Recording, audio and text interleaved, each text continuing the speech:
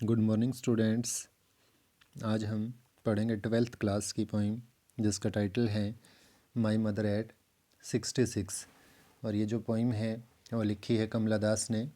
कमला दास के life span और कुछ वर्क्स के बारे में पहले जान लेते हैं। Kamala Das was born in Malabar Kerala. Kamala Das का जन्म जो है केरला मालाबार में 1934 में हुआ। She is recognized as one of the India's foremost poets.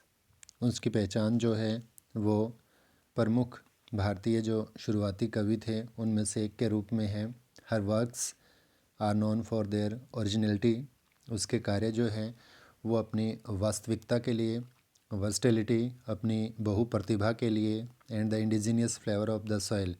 Indigenous स्वदेशी फ्लेवर महक से है और सॉइल का मतलब मिट्टी। उसके कार्यों में जो है वो हमें स्वदेशी मिट्टी की महक जो है वो नज़र आती है। कमला दास हैज़ पब्लिश्ड। कमला दास ने मैनी नावल्स, बहुत से उपन्यास प्रकाशित किए, एंड शॉर्ट स्टोरीज, छोटी कहानियाँ लिखी इन इंग्लिश में, एंड मलयालम, और मलयालम में अंडर द नेम माधवी कुट्टी। वो माधवी कुट्टी के नाम से लिखती थी। कमला दास जो है वो एक बाइलिंगुअल पोइट थी जो कि इंग्लिश और मलयालम दोनों भाषाओं में लिखती थी। Some of her works in English में जो उनके कुछ कार्य हैं इंक्लूड, उसमें शामिल है द नावल, उपन्यास, अल्फ़ाबेट ऑफ लस्ट जो कि 1977 में प्रकाशित हुआ था। A collection of short stories, छोटी कहानियों का एक संग्रह है जिसका शीर्षक है Padmavati the harlot and short stories जो कि 1992 में प्रकाशित हुआ। In addition to 5 books of poetry, और इसके अतिरिक्त अंग्रेज़ी में पोइट्री की उनकी 5 पुस्तकें भी प्रकाशित हुई। She is a sensitive writer, वो एक कामुक लेखिका थी। Who captures the complex subtleties of human relationship in lyrical idioms, जिसने जटिल बारीकियों को समझा, ऑफ ह्यूमन रिलेशनशिप्स, मानवीय संबंधों का, इन लिरिकल एडियम्स, गीत में भाषा के रूप में। My mother eight 66 is an example, और उनकी जो ये कविता है वो एक इसका अच्छा उदाहरण है। बिफोर यू रीड, इससे पहले कि आप पोइम को पढ़ें, इसके बारे में लाइटली सा डिस्क्रिप्शन है वो देख लेते हैं। Ageing is a natural process, उम्र का बढ़ना जो है वो एक प्राकृतिक प्रक्रिया है। हैव यू एवर थॉट, क्या कभी आपके मन में विचार आया, what our elderly parents expect from us, कि हमारे बुज़ुर्ग माता पिता जो हैं, बड़े माता पिता जो हैं, वो हमसे क्या उम्मीद करते हैं। Let's start the poem. Driving from my parents home to Cochin last Friday morning. Last Friday morning, पिछले शुक्रवार की सुबह, जब मैं अपने माता पिता के घर से निकली गाड़ी में बैठकर कोचीन एयरपोर्ट जाने के लिए। यहाँ पर कोचीन जो है वो जगह के लिए बताया गया है जिस एयरपोर्ट पर वो जाने के लिए निकली है, और गाड़ी में वो बैठकर जा रही है। आयशा, मैंने देखा, माई मदर, मेरी माताजी को, बिसाइड मी, जो मेरी बगल वाली सीट पे बैठी हुई थी। डोज, उबासी लेते हुए, ओपन माउथड, खुले मुंह से, हर फेस, उनका जो चेहरा था, ऐसन like that of A corps, ऐसन राख के रंग के जैसा लग रहा था, दैट ऑफ ए कॉर्प्स, जैसा कि एक मृत शरीर का होता है।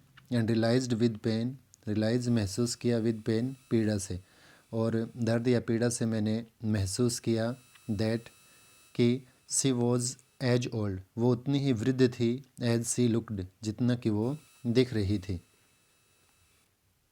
बट परंतु, सून, जल्दी ही, put that thought away, put that thought away का मतलब है अपने मन से विचार को निकाल देना, और जल्दी ही इस विचार को मैंने अपने मन से निकाल दिया। एंड लुक्ड, देखा, आउट, बाहर की तरफ, एट यंग ट्रीज़, उन छोटे पेड़ों की तरफ। स्प्रिंटिंग, स्प्रिंट का मतलब दौड़ने से है, भागने से है। ये हमारा एक कॉमन एक्सपीरियंस होता है जब भी हम किसी तेज़ चल रहे व्हीकल में बैठ के सफ़र कर रहे होते हैं सड़क से, तो हम देखते हैं कि सड़क के किनारे जो पेड़ हैं वो हमें दौड़ते हुए नज़र आते हैं। द मैरी चिल्ड्रन, खुश बच्चे जो हैं या खुशी से भरे हुए बच्चे जो हैं स्पिलिंग आउट बाहर निकल रहे थे ऑफ देयर होम्स अपने घरों से। But after the airports security check, लेकिन हवाई अड्डे की सुरक्षा जांच के बाद स्टैंडिंग खड़े होकर ए फ्यू यार्ड्स कुछ एक गज़ की दूरी पर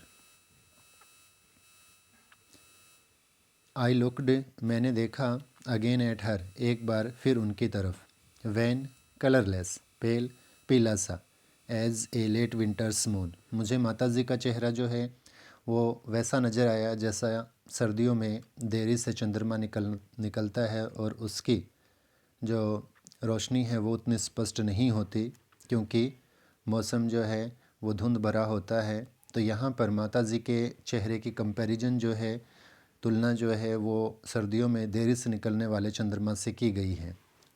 and felt that old familiar एक, एंड फेल्ट महसूस किया, दैट ओल्ड उस पुराने अपरिचित, फेमिलियर एक परिचित डर को। कहीं ना कहीं कवियत्री को ये लगता है कि अगली बार जब वो मिलने के लिए आएंगी तब तक पता नहीं उनकी माताजी इस दुनिया में रहेंगी या नहीं रहेंगी। यही डर उसने अपने मन में महसूस किया। माई चाइल्डहुड्स फियर, जैसा डर मुझे मेरे बचपन काल में होता था। बट ऑल आई सेड, लेकिन जो कुछ मैंने कहा था वॉज ये था, सी यू सून अम्मा, सी यू सून, जल्द ही आपसे मुलाकात होगी, जल्द ही मैं आपसे मिलने के लिए आऊँगी, जल्द ही मैं आपको देखूँगी अम्मा। All I did was smile, जो कुछ मुझसे हो पाया था वो था केवल मुस्कुराहट, मुस्कुराहट और मुस्कुराहट। यहाँ पर अगर पूरी कविता को संक्षिप्त शब्दों में देखें तो हम कह सकते हैं कि कवित्री जो है वो गाड़ी में बैठकर अपने माता पिता के घर से कोचीन एयरपोर्ट जाने के लिए निकली है। बगल वाले सीट पे उनकी माताजी बैठी हुई हैं। माताजी जिनकी उम्र 66 ईयर हो चली हैं, उनके चेहरे पर वो चमक, वो ताकत नहीं रही है जो युवा अवस्था में होती थी, और वो उबासी ले रही हैं।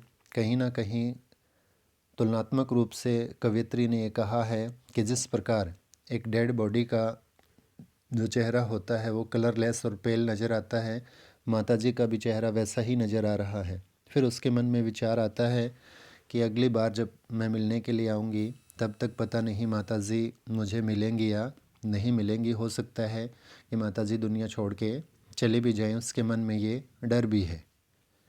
फिर वो महसूस करती है कि माताजी का चेहरा बिल्कुल वैसा ही नज़र आ रहा है जैसा कि सर्दियों में देरी से चंद्रमा निकलता है, धुंध होती है, इतना स्पष्ट नहीं दिखाई देता, तो वैसे ही माताजी का चेहरा उसे नज़र आ रहा है। उसके मन में पीड़ा है, डर है, लेकिन पीड़ा और डर को वो अपने चेहरे पर नहीं दिखा रही। वो खुश मिजाज होकर अपनी माँ से बात कर रही है और ऐसा कहते हुए वो अलविदा कहती है और एयरपोर्ट के अंदर सुरक्षा जांच के बाद चली जाती है। अगर आपको आज का लेक्चर पसंद आया तो वीडियो को लाइक कीजिए, चैनल को सब्सक्राइब कीजिए। धन्यवाद।